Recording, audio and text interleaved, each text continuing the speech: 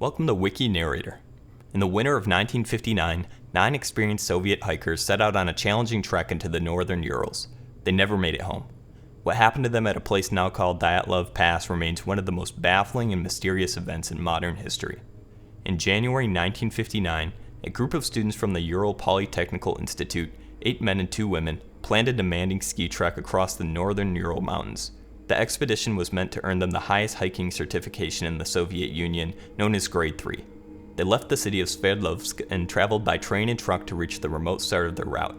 On January 28th, one member named Yuri Yudin turned back due to health reasons, leaving 9 hikers to continue.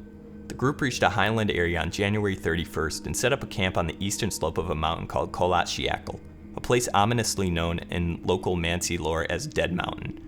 Instead of continuing to a forested area a short distance away, they chose to camp on the open slope. Sometime during the night of February 1st and 2nd, something frightened the hikers so badly that they cut open the tent from the inside and fled into a snowstorm. They left behind their boots, warm clothes, and supplies. Temperatures dropped as low as negative 40 degrees Celsius. Search parties eventually found the tent abandoned and half buried in snow. Footprints in the snow showed that the group had walked down the slope without shoes or with only socks, heading for a forest roughly 1.5 kilometers away before the tracks were covered by fresh snowfall. 2 bodies were discovered first, near a tree, partially clothed, as if they had attempted to start a fire. Further searching revealed 3 more bodies between the tree and the tent, and after more time, 4 more were found deep in a ravine, many meters from the initial campsite. Investigators concluded that 6 of the hikers died primarily of hypothermia, freezing to death in brutal conditions. However, the other 3 died from severe physical trauma. 1 had major skull damage, and 2 had severe chest injuries that could have only been caused by an immense force, roughly comparable to being crushed in a car crash. Even more disturbing were the details discovered on the bodies found later in May. Soft tissue damage, missing eyes, a missing tongue, and missing eyebrows suggested forceful damage, but without typical external wounds. The official Soviet investigation at the time concluded that a compelling natural force was responsible, but left the outcome broadly unexplained. Access to files were restricted for many years. There was nothing to suggest a straightforward cause for fleeing. Their belongings remained in the tent.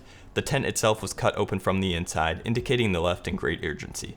The hikers' decision to flee into severe cold without proper clothing suggests that they were reacting to whatever scared them, not a slow, calm choice. Over the decades, many theories have arisen. One strong modern scientific explanation is a type of avalanche known as a slab avalanche. Researchers have proposed that unstable layers of snow above the camp could have given way in a delayed collapse, exerting enough force to crush the tent and injure people without the dramatic movement associated with typical avalanches. This model, supported by computer simulations and snow physics research, explains why there was little visible avalanche debris later available to researchers.